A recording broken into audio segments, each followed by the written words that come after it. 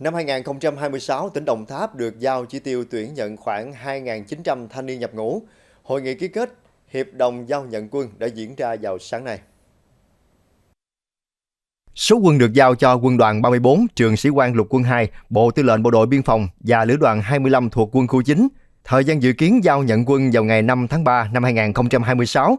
Đến thời điểm này, công tác tuyển chọn và gọi công dân nhập ngũ năm 2026 trên địa bàn tỉnh Đồng Tháp được triển khai đúng kế hoạch, đồng bộ, chặt chẽ. Toàn tỉnh hiện quản lý hơn 140.000 công dân nam trong độ tuổi thực hiện nghĩa vụ quân sự, phần lớn từ 18 đến 25 tuổi. Hơn 7.600 công dân từ 26 đến 27 tuổi có trình độ cao đẳng đại học.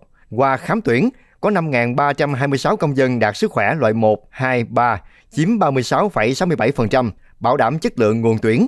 Hiện nay, các địa phương đang thực hiện các bước bình nghị, xét duyệt nghĩa vụ quân sự lần thứ 2 theo đúng kế hoạch đề ra.